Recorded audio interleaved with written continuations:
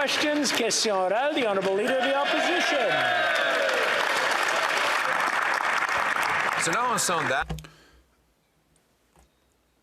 A poll has stated that 2/3 of Canadians have to reduce their summer vacation plans, and even more have to, or rather, others have to eliminate them completely because of this Prime Minister's inflation. We learned today that not only has he asked taxpayers to pay $160 million for his holidays, but he received a holiday in a luxury villa from a donor for the Trudeau Foundation. Did the Prime Minister pay for his own lodgings at this villa? The Right Honourable Prime Minister. Mr. Speaker, like the Leader of the Opposition knows full well, we have been friends with this family over the past 50 years, and we've already worked with the Ethics Commissioner to make sure that rules are followed. If the Leader of the Opposition was really preoccupied by the cost of living for Canadians, he would be in support of our budget that is here to deliver more money for Canadians during these difficult times. With a groceries reduction that we have asked this House to accelerate with direct help also with dental care, and the Conservatives have voted against. We will be here to deliver for Canadians. Le chef de l'opposition. Because of the galloping inflation this Prime Minister has caused, 2/3 of Canadians say they are cutting back on summer vacations, and 1/4 say they've canceled their vacations altogether, but they'll still have to pay for someone else's vacation. $160,000 of taxpayer expenses for the Prime Minister to go down to the private villa, luxurious villa of a super rich Trudeau Foundation donor, for which the nightly cost is as much as $9,000. How much did the Prime Minister pay for his accommodations at this luxurious villa? Prime Minister.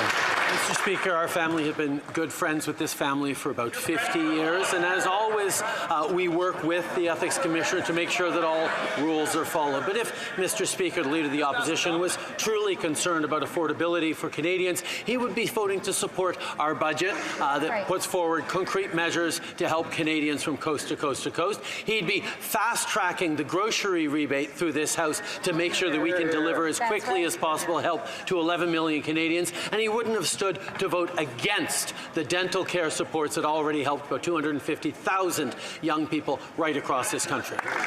Honourable Leader of the Opposition. Here, this is a villa that rents out commercially for as much as $9,000 per night. If any other Canadian had stayed there, that's what they would have to have paid, and they would have to pay for their own airfare, not having a private jet. This Prime Minister wants us to believe that these Trudeau Foundation donors offered him a $9,000 a night vacation for nothing. We know nothing is free, Mr. Speaker. This is about influence and power for the super rich. So why won't he answer? How much should he pay in accommodation per night at this luxurious villa? Right Honourable Prime Minister. I guess, Mr. Speaker, the Leader of the Opposition struggles with the concept of friendship, Mr. Speaker. My father was godfather to one of their kids. Their father was godfather to one of my brothers. This is 50 years of friendship, Mr. Speaker. But of course, we worked with the Ethics Commissioners to make sure everything, all the rules were followed. But if the Leader of the Opposition wants to talk about friendships, let's talk about the fact that he's running to his American billionaire tech giant friends to attack the local news that Canadians are relying on. Shame on him for going after Canadian content, Canadian news, Canadian things that people care about. Honourable Leader of the Opposition. The only thing Canadian about the Prime Minister's vacation is the tax dollars forced to pay for it, Mr. Speaker. But he refuses to answer the question. He knows that there's these powerful interests are buying influence while making the Prime Minister more out of touch with the people on whom he is imposing his inflationary taxes and deficits. This is consistent with having already been found guilty for taking a $250,000 vacation from a billionaire that was seeking a government grant from him. If he's got nothing to hide, will he tell us, did he take these $9,000 a night villas for free? The Right Honourable Prime Minister.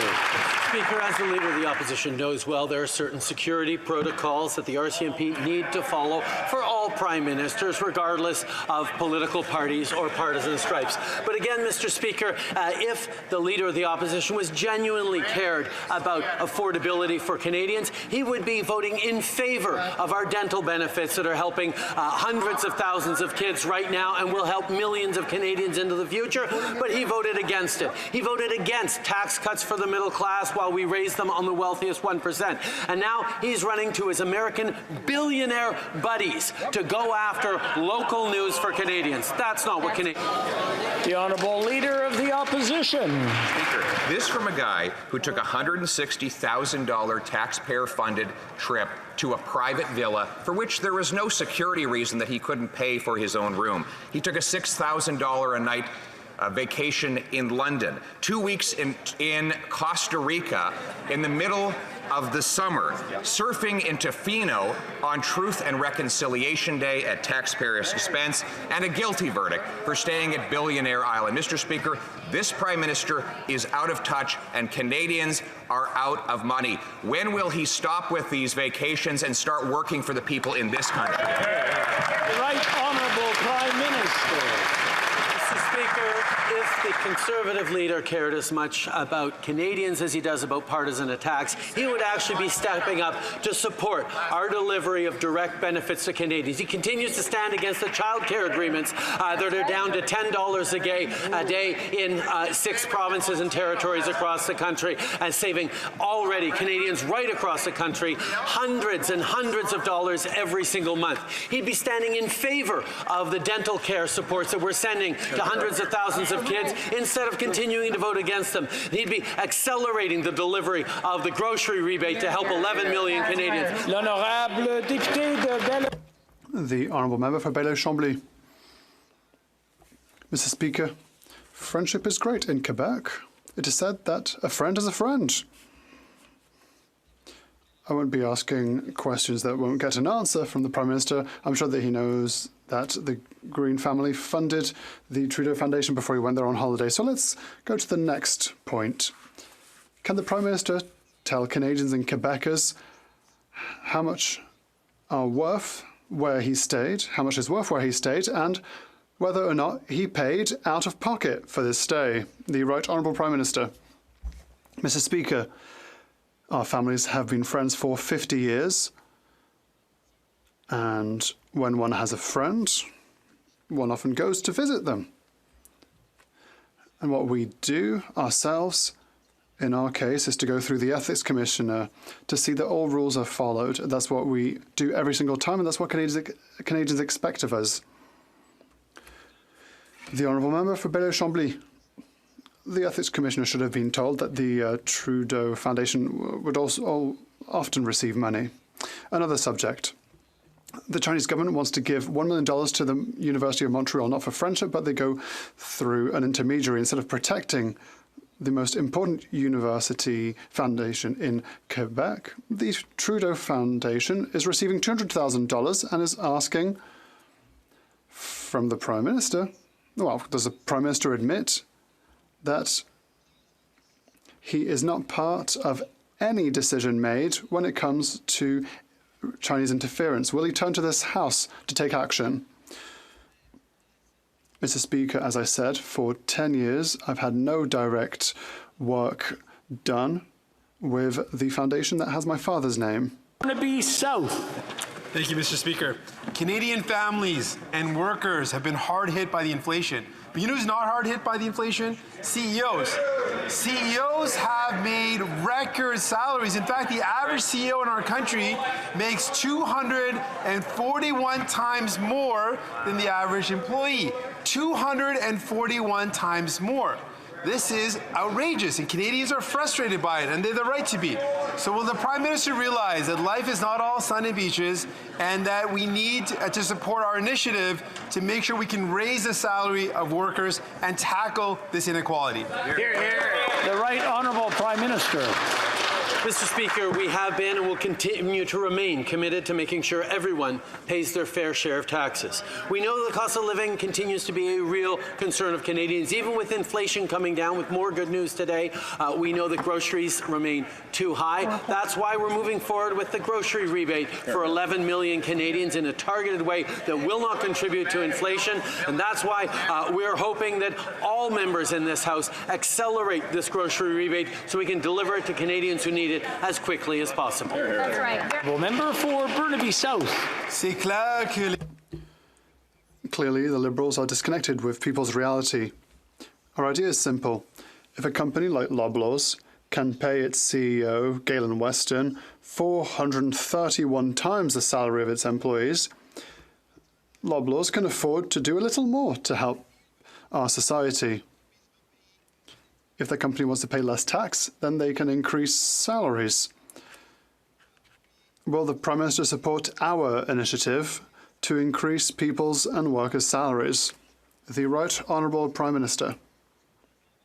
Mr. Speaker, one of the first things we did was to reduce taxes for the middle class and increasing taxes for the richest 1%. We've continued to deliver measures that help those who need it by making sure that benefit checks are not being sent to millionaire families. We'll continue to be here to help people, also through the grocery rebate, and we ask everyone throughout this House to contribute in the acceleration of the delivery of these benefits through the approval of our budget, and I hope that all parliamentarians will work so that Canadians who need it receive this rebate as quickly as possible. For Calgary, Forest Lawn. Canadians got sky-high heating, grocery, rent and mortgage bills this holiday season, while this Prime Minister was sky-high in a private jet to another rich Liberal crony's private estate in the Caribbean on taxpayer dime, who happens to be a massive Trudeau Foundation donor. This out-of-touch trust fund Prime Minister doesn't understand or feel the pain that his inflation caused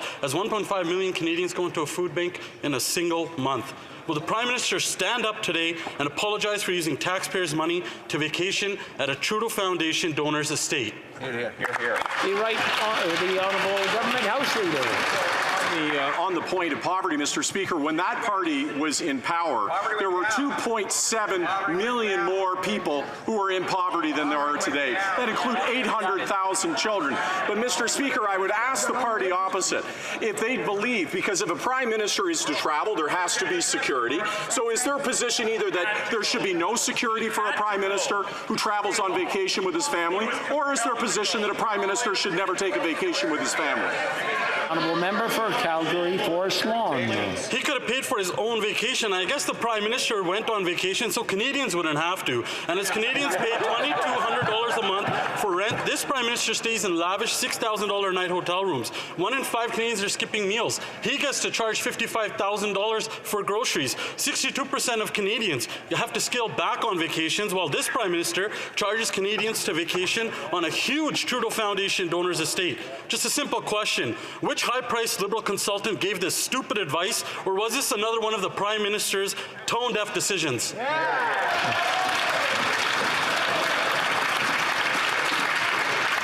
I just want to point out that maybe be judicious on the language that is being used in the chamber on both sides, whether you're asking the question or answering it. Order. The Honourable Government House Leader. Mr. Speaker, as the honourable member across is well aware, this government has taken a series of measures to help those that are dealing with the global impact of inflation, and the party opposite has voted against every single one of those measures. It continues to oppose measures like the important grocery rebate that we put forward. Mr. Speaker, however, I would say to the party opposite, I get that they don't like the Prime Minister. I get that they have personal animosity and partisan attacks that they want to level against him. But I would ask them again, do they believe a Prime Minister should not be able to at Christmas with his family travel, or do they believe that he should not have security when he does so? Well, member for Regina Capel. Mr. Speaker, all we're saying is that he should pay for his own vacations and not stick the bill to taxpayers. Well, Canadians were experiencing the chaos that his mismanagement of the airport system caused, the Prime Minister got to skip the queues and jet down on yet another Caribbean vacation. You see, the Prime Minister never has to pay for the terrible policies that his decisions make. Other Canadians have to pay for the higher costs of fuel that they put in their cars. He doesn't. He also doesn't have to pay for his own home heating fuel, and now we're finding out that he doesn't even pay for his own vacation. Treasury Board guidelines say he should reimburse at least the commercial cost. Did he? The Government House Leader. Yes, Mr. Speaker, I can absolutely confirm that he did cover that cost, and I can also confirm to the member across that yes, absolutely. And I would ask him to step away from the idea of attacking this Prime Minister and from his partisanship, and ask about a future Prime Minister, and ask if that future Prime Minister would be afforded the opportunity to take a vacation with his family.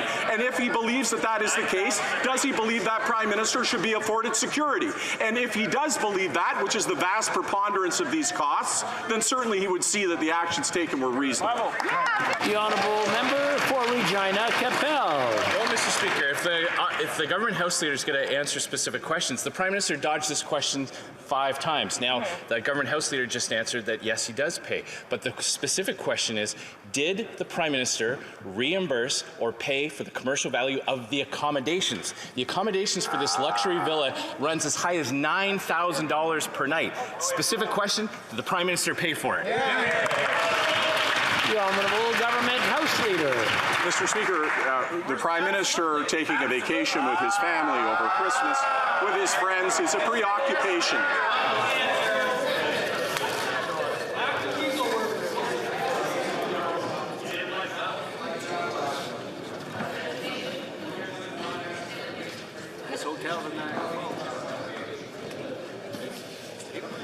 Okay, I want to remind the honourable members not to call each other names. The Honourable Government House Leader. Thank you, Mr. Speaker. And it is clear in the question and in the way those questions are posed that the interest of the party opposite is a partisan interest. It is an interest to attack. It is an interest to advance their partisan advantage. I would ask them at this moment, when we're dealing with the series of issues that we're dealing in this planet, with global inflation, with a war in Europe, that their particular fixation with the Prime Minister being able to take a vacation with his family, with his friends at Christmas is very revealing, Mr. Speaker. It is. Honourable député de Charlebourg. The Honourable Member for Charlebourg-Haute-Saint-Charles. Mr. Speaker, the Prime Minister spent a 2-week holiday at the home of Peter Green down south, which cost taxpayers over $160,000. He claims that the Ethics Commissioner gave him the green light for the trip, but I'm not sure if the Commissioner was aware that the location of the trip was at the home of a family of donors to the Trudeau Foundation. Can the Prime Minister tell us today whether the Ethics Commissioner was aware that the invitation came from a donor to the Trudeau Foundation, yes or no? The Honourable Leader. The question is clear. Is it possible for the Prime Minister to take a holiday with his family? If the Prime Minister goes on a holiday with his family over Christmas, for example, is it possible for him to have security go with him? If that is the case, then yes, there is a cost. And it is that cost that is perfectly reasonable. The Honourable Member for Charlebourg-Haute-Saint-Charles. Mr. Speaker, well, the funny thing is that the media reports that the Prime Minister's entourage was concerned about the perception of such a trip. We know that 62% of Canadians are cutting back on their summer holiday plans because of inflation. But let's get back to the concerns of the Prime Minister's entourage. Were they concerned that the trip was taking place during a difficult time for Canadians, or was there concern that he was meeting with another Trudeau Foundation donor? The Honourable Leader of the Government in the House. It is evident that the concerns of the party across the way is a partisan concern. Now, there are many issues that are much more serious in Canada, like affordability, the cost of living, and these are issues that the budget that is being discussed today deal with. The Conservatives could vote for measures that will help people, but no. Mr. Speaker, they, once again, would rather be partisan. The Honourable Member for Trois-Rivières, Radio-Canada. The Liberal propaganda antenna, according to the Conservative Party, tells us that the Prime Minister went to spend his Christmas holidays with friends, major donors to the Trudeau Foundation, childhood friends, one of whom is Pierre-Elliott Trudeau's godson, major donors to a foundation mired in suspicious donations linked to the Chinese regime. And it was to their home that the Prime Minister chose to go on a holiday. In addition to the lack of judgment and ethics, how can the Prime Minister continue to claim that he has no connection with the Trudeau Foundation? The Honourable Leader of the Government in the House. It is possible for the Prime Minister to say that because it is simply the truth. Over the last 10 years, the Prime Minister has not been involved with the foundation. The Honourable Member for Trois-Rivières. Well, that was a short answer. Mr. Speaker, there is reality and then there's the perception of reality. The Trudeau Foundation has received money from Chinese donors. Reality. The Prime Minister went on holiday to the home of major donors to the Trudeau Foundation. Reality. Marsh Rosenberg, commissioned by the Prime Minister to assess foreign interference in the elections, was CEO of the Trudeau Foundation. That's also a fact. David Johnston, the Prime Minister's Special Rapporteur on Chinese interference, is a member of the Trudeau Foundation. That's a fact. What is there to think except that the Chinese government is using the Trudeau Foundation to influence the Prime Minister, and that it is working? The Honourable Leader of the Government in the House. It is clear for every member here, on this side and the other side, we are all very much committed to Canada. Foreign interference, Chinese interference or other foreign interference, is here to try and destroy our democracy. This is something that is absolutely serious for us, and that is the reason for which we are acting in order to protect our country in all instances. The Honourable Member for Laurent Petit-de-la-Belle. Mr. Speaker, the problem is that we get lost in all of these distractions. The Trudeau Foundation is concerning, but what is even more concerning and worrying is foreign interference in our elections. Mr. Speaker, there is a foreign power, China, that is interfering in the democratic process, and that affects the confidence of the people. That is the crux of the matter. We absolutely need a public and independent commission of inquiry to ensure the integrity of the elections and to restore the confidence of the population. What are they waiting for? The Honourable Leader of the Government in the House. Mr. Speaker, our system of democracy, our elections, our independent election system is essential not only for us, not only for the government, but for every single member of Parliament. And that is the reason for which we are making sure that there's a very reasonable person, a very well-known person, Mr. Johnson, former Governor General. That is the reason why we appointed him, to make sure that our system is protected. Member for Leeds, Grenville, Thousand Islands, and Rideau Lakes. Everyone agrees that a Prime Minister should be able to take a holiday. And everyone agrees that the cost of security is reasonable. And everyone knows, now that we've heard a direct answer with respect to the cost of the flight, what the Prime Minister did. What we don't know is if the Prime Minister did the reasonable thing and paid for his own accommodations, which any other Canadian would have to do. Did the Prime Minister pay the cost of a $9,000 per night villa when he went on that donor's trip? The Honourable Government House Leader. Now, Mr. Speaker, one could ask the question when the party opposite now is deep into question period, asking only questions about the Prime Minister's trip over Christmas with his family, to see that their interest is partisan in nature and that their interest is to advance their own interests rather than the people that we're all elected to represent, Mr. Speaker. There is a budget in front of us right now of which they're asking no questions, which has absolutely critical measures to help those that are in need in the country right now. So I understand their particular fixation. I'm glad they agree with me the Prime Minister should take a vacation. I'm glad that they agree that the costs of security are reasonable, Mr. Speaker. The honourable member for Leeds, Grenville, Thousand Islands and Rideau Lakes. Well, the government doesn't get to pick the questions that get asked, but it would be nice if they finally gave us an answer. So let me do some quick math for the government House Leader. The Prime Minister stayed there for 9 nights. It cost $9,000 per night for any other Canadian. Did the Prime Minister pay the full cost of $81,000 to stay there, or is this just another example of the Prime Minister being part of this elite class where he passed costs on to Canadians but incurs no costs himself? The honourable leader of the government House Leader. The Prime Minister has been very clear that this is a family that he has had a close personal relationship with for 50 years. And I don't know if the member opposite ever takes time at a friend's house over Christmas with his family or what he does. But what I would say, Mr. Speaker... Sorry.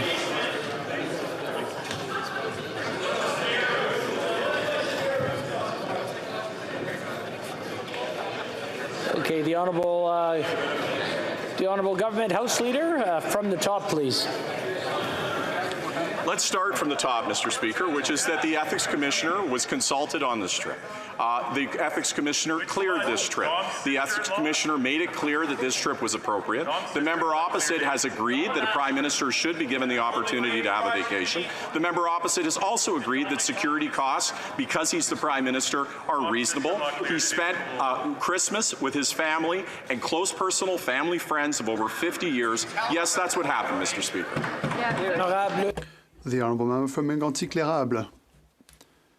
The Prime Minister's brother is a member of the Trudeau Foundation, as is the Prime Minister himself. The Trudeau Foundation received a cheque from the communist regime in Beijing through 2 military officers who will be reimbursed. Mr. Alexandre Trudeau received the cheque in the name of the foundation, but the receipt was issued in the name of another company in direct violation of the income tax regulations. Will the Prime Minister let this further evidence of Beijing's influence on his government through the Trudeau Foundation pass, or will he allow his brother to testify in a parliamentary committee? The Honourable Leader of the Government in the House. Mr. Speaker, like the Prime Minister has clearly explained, there are no relations between the Prime Minister and the Foundation, and this for the past 10 years. And so it's not the Prime Minister's responsibility because there are no relations between him and the Foundation as it stands. Unfortunately, this is the case in a number of situations, Mr. Speaker. The party from the other side attacks the Foundation, attacks media, CBC, anyone they will attack, any kind of organisation they will attack. Le député de Mégantic. The honourable member for Mégantic-L'Érable. Well, Mr. Speaker, the Prime Minister's name is still in the Trudeau Foundation's annual report, and Alexander Trudeau wrote a book about his family's fascination with China. It's pretty clear that the Beijing regime has an influence on the Prime Minister. Not only did it use the foundation to increase its influence on the PM, but it did so illegally, with impunity, without caring about the CRA. Will the Prime Minister support a motion requesting that Alexandre Trudeau appear before a parliamentary committee? The Honourable Government House Leader. The of the question that is being asked is whether or not this government would ever allow a foreign government to dictate or to influence our decision. The answer to that is a categorical no. And that secondly, Mr. Speaker, that embedded within that is a question, I would say, of the loyalty of members of Parliament to their country, and they can call it sanctimony. I call it my entire life. And I know that other members on the other side do it as well, that they have fought for our democracy every day of their lives. They fought to get here to be members of Parliament, and to have their patriotism questioned is unacceptable. The honourable member for Hamilton Centre. Episode of Lifestyles in the Rich and Famous, the Prime Minister and his family vacationed at the private Caribbean estate of the billionaire family friend and Trudeau Foundation donor. Mr. Speaker, the Prime Minister can't help himself from helping himself, whether it's flying to the Aga Khan Island or the $6,000 a night hotels in London or his latest family luxury luxury vacation, the Prime Minister keeps showing us just how out of touch he is with everyday Canadians. So, Mr. Speaker, when will this Prime Minister stop working for the billionaires and start working for the working class Canadians of this country? Hear, hear. The Honourable Government House Leader. Mr. Speaker, I'm deeply proud of this government and this Prime Minister who have, over the last number of years, fought to make sure that Canada is a leader in the world, both economically and on tackling poverty, on making sure that we're there in the budget and other measures.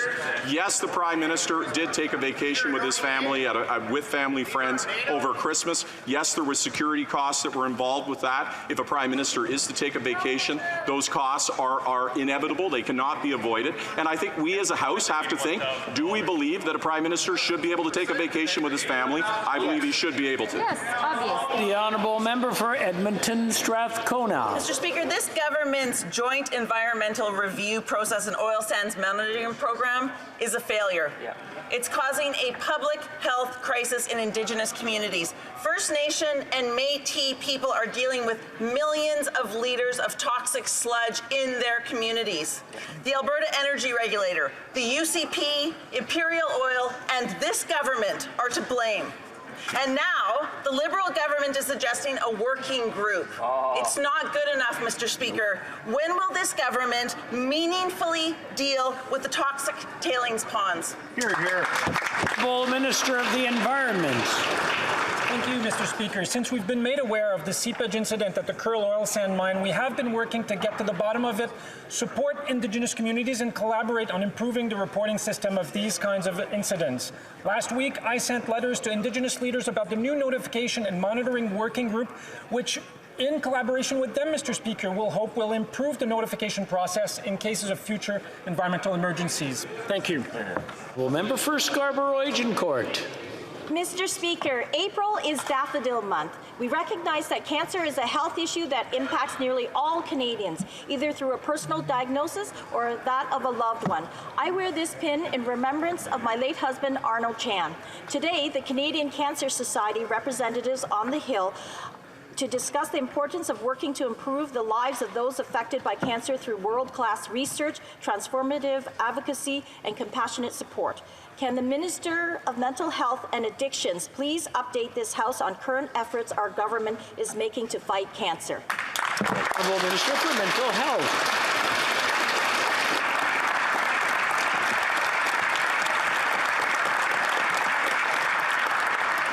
Mr. Speaker, I thank my colleague from Scarborough-Agincourt for raising this important question and her heartfelt advocacy. We support the Canadian Partnership Against Cancer, which brings together all jurisdictions, organizations, community partners, and patients to achieve a common goal of equitable cancer care, prevention, treatment, and support for those living with cancer. The government has invested over $1 billion in cancer research in the last 5 years. I want to personally thank all the advocates doing the important work today on the Hill and every day in their communities. The Honourable Member for Sherwood Park, Fort Saskatchewan. Mr. Speaker, the Costly Coalition is also a cover-up coalition. Yesterday at committee, the NDP voted with the Liberals to shut down debate on our motion to investigate the Trudeau Foundation. This family foundation has been bankrolled by taxpayers and also by the communist regime in Beijing. They said money had been returned to the communist regime. That turned out not to be true. So why is the Costly cover-up coalition currently covering corrupt conduct clearly concocted and conducted contrary to Canada's national interest? When will these hearings take place? The Honourable Government House Leader. Mr. Speaker, I will continue. Sorry, the Leader of the Opposition just wants to congratulate on the alliteration. I don't mean to interrupt him as he congratulates his member. I just want to say, Mr. Speaker, that there are, again, opportunities to talk about any number of issues, and I'm happy to talk again about the Trudeau Foundation, which, as the Prime Minister has made clear, he has not had involvement with over the last 10 years. What I find disturbing, Mr. Speaker, whether or not it's the CBC, which they now are attacking as a partisan organization, or whether or not it's a myriad of different organizations, that their partisan attacks seem to have no bound because their interest is in fact partisan. The Honourable Member for Sherwood Park, Fort Saskatchewan. Mr. Speaker, if there's nothing to hide, then why won't the cover-up coalition allow these hearings to take place? The fact is the Prime Minister is a member of the Foundation. His name is on their annual report. Why is he still a member of the Foundation? We would like to know. We would like to know why, after $125 million of taxpayers' money was given to this foundation, a foundation defined in statute as a government institution, why they said money was returned when it, in fact, was not. Again, will this cover-up coalition end the cover-up and allow committee hearings into what happened at the Trudeau Foundation? Let's do it. The Honourable Government House Leader. I don't believe that the definition of a cover-up is not agreeing to follow every conspiracy theory that the member opposite has. I think that, in fact, the House of Commons has an obligation to do the business of the nation. And the business of the nation right now, and I just spent 2 weeks, as I'm sure he did, talking to constituents, they're concerned about the global impacts of inflation. They're looking forward to getting a grocery rebate so that they can help to deal with the global costs of inflation. They're anxious to see that their healthcare system is protected, as we've been negotiating with other provinces to make sure that it's prepared and protected for future generations. I think that's what they want us to be studying, Mr. Speaker. The Honourable Member for Louis Saint Laurent. Mr. Speaker, the Trudeau Foundation and the communist regime in Beijing are embarrassingly close, and we need to learn more about it. We need to get to the bottom of things for Canadians. Yesterday at a committee, the Liberals, with the support of the NDP, decided not to hold hearings to hear from Trudeau Foundation leadership. So, my question, will the government member and non-minister for Rosemont-la-Petite-Patrie rise in this House and say why, as a proud Social Democrat, he's participating in this Liberal cover-up? Avant de nommer le leader.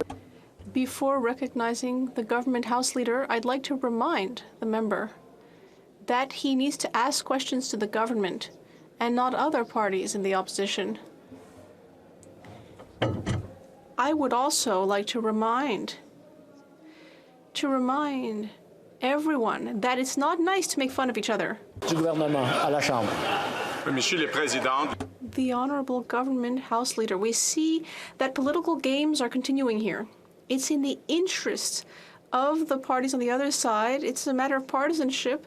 It's in their interest to ask a lot of questions about a bunch of things that don't have any connection with reality. That's what we've seen about the CBC. They're trying to attack the independence of the CBC, which is completely unacceptable, Mr. Speaker, to attack such an important, independent institution.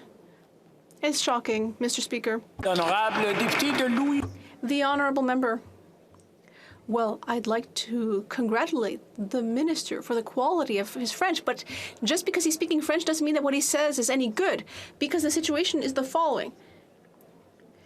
We're talking here about the Trudeau Foundation, not just any old foundation. When this foundation was founded around the turn of the millennium, this Liberal government gave it $125 million. Morally, this foundation should be held accountable to all Canadians, and the best way to do that is at a parliamentary committee. So why refuse to have its leadership show up at the committee? The Honourable Government House Leader. Thank you. Thank you so much, Mr. Speaker. I've already answered that question. The question that was just asked, but I have a question for the member across the way. What's his opinion on the attack against CBC Radio-Canada? Does he agree with his leader's position, attacking the independence of CBC Radio-Canada? What does the member across the way think of that? Attends une minute, donne-moi 2 secondes. Just a minute.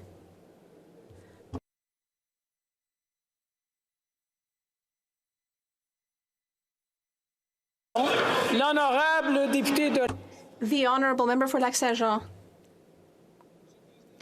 Mr. Speaker, last fall, well, we all remember that the Soccer World Cup took place in Qatar, and the Canadian Premier Minister, Mr. Legault, was there. He was there to And we were wondering whether it was acceptable to organize this kind of big event in countries that violate human rights. The Bloc Québécois asked for a diplomatic boycott, but the government still sent a minister to Qatar. And believe it or not, the Globe and Mail just revealed that that minister received a mandate from Foreign Affairs, which was to promote the sale of Canadian weapons. Weapon sales, Mr. Speaker. Mr. Speaker, is it acceptable to send the Minister of International Development to sell tanks to Qatar? The Honourable Parliamentary Secretary. Always will be at the center of all of the work that we do. We will always hold the highest standards. The minister is regularly briefed and given advice by our officials. The talking points provided were not mentioned during this particular meeting. When it comes to contracts, exports, or programs of any sort, particularly defense exports, Canada has one of the strictest export control systems, which is based on careful review. Human rights will always be protected, and that is exactly what we aim to do. The Honourable Member. Mr. Speaker, once again, this government said that it was sending people to Qatar to talk about human rights, but the briefing note provided by the department showed that the minister was there to promote the sale of armored vehicles. In fact, it was even in the key messages category. Armored vehicles are tanks, and I have a scoop for you, Mr. Speaker. Qatar will not use these tanks to promote human rights. How could this government ask the Minister of International Development? How could they ask that minister to sell tanks to Qatar? Minister of International Development. Mr. Speaker, as I mentioned, those particular talking points were not mentioned during that particular meeting.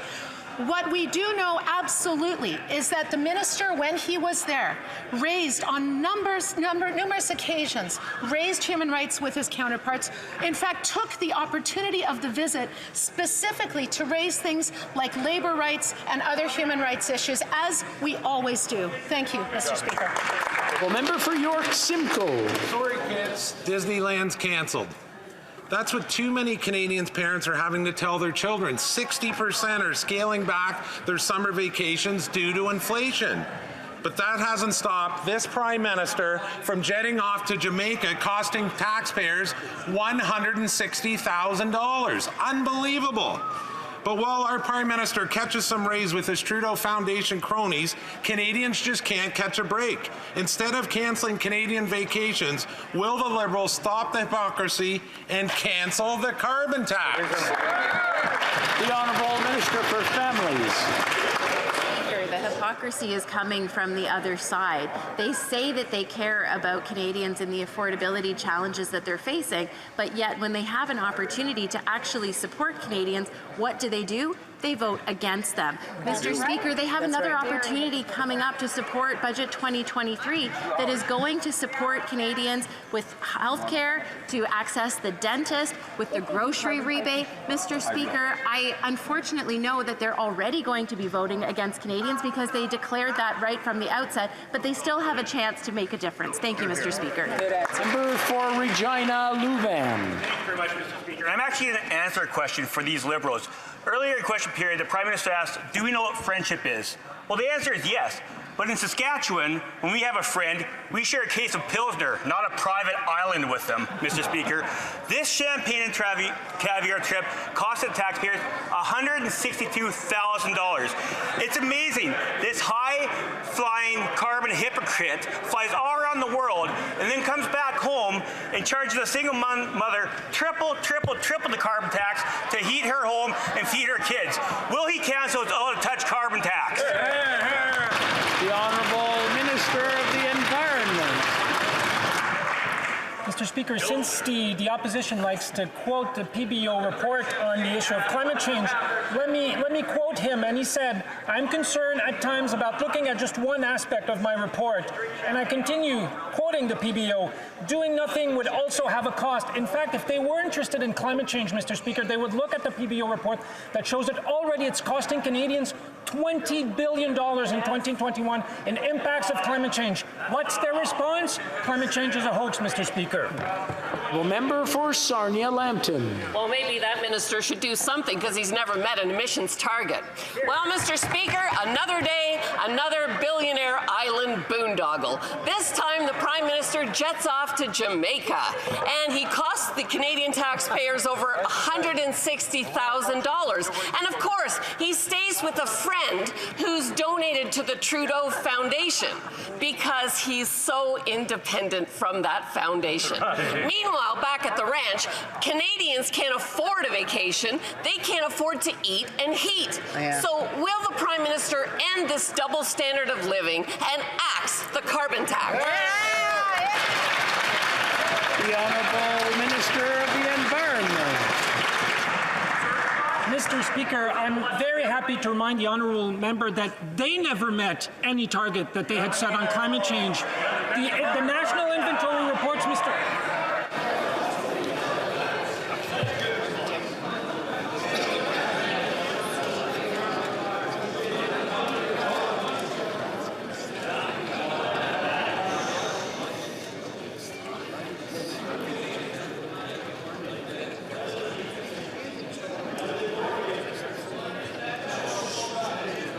I'm not even sure if it's heckling anymore or just people talking to each other. Just try to whisper if you're going to talk to each other. The Honourable Minister of the Environment, please, from the top. Thank you, Mr. Speaker. So as I was saying, I would like to remind my honourable colleague that they never met any target that they set. And last week, Canada published a national inventory report which shows that between 2019 and 2021, we cut carbon pollution in Canada by 53 million tons, Mr. Speaker. 53 million tons. That's the equivalent of removing from our roads 11 million cars, Mr. Speaker. Our plan is working, and we are getting the job done. Thank you. The Honourable Member for Saint Laurent. Mr. Speaker, the Canada-Chile trade agreement was modernized 5 years ago, and the two countries have had diplomatic relations for over 80 years. Canada is one of the most significant investors in Chile, and the development of the relationship will become crucial in areas like green energy and technology. Can the Minister of International Trade, Export Promotion, Small Business and Economic Development tell us about the recent trip to Chile and its results? The Honourable Minister. Mr. Speaker, the economy and the environment go hand in hand. As I saw when I met with 25 companies in the area of green technology last week, including Onika Technology from Quebec, which is involved in desalinizing ocean water, or Summit Nanotech, which extracts lithium sustainably. That's a woman-led business, too. That is why Budget 2023 will be investing in tomorrow's sustainable technology. The Honourable Member for Chicoutimi-Le-Fjord. Mr. Speaker, yesterday the FBI arrested 2 suspected Chinese agents who are accused of having run a police station in New York. Recently, we heard that there are also police stations in the Montreal area that are being exploited by Chinese authorities. The U.S. is being proactive in dismantling these types of shadow police stations operated by Beijing. But Canada is not doing a single solitary thing.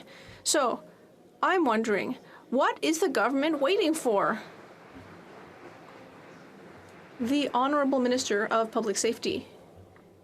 Mr. Speaker, this government takes the matter of Chinese and foreign interference very seriously. So I will say, for my colleagues' benefit, that the RCMP has taken concrete action. It closed the so-called foreign police station managed by China. We will continue to invest resources on the ground and take action to protect our institutions, our communities, and Canadians. Thank you. For Wellington, Halton Hills. Mr. Speaker, yesterday the FBI arrested 2 individuals connected to the PRC's foreign interference threat activities. The FBI said that one of the individuals is connected to the illegal police stations the PRC established in Canada. Why does it take the FBI to take action to protect Canadian sovereignty on Canadian soil? The Honourable Minister of Public Safety.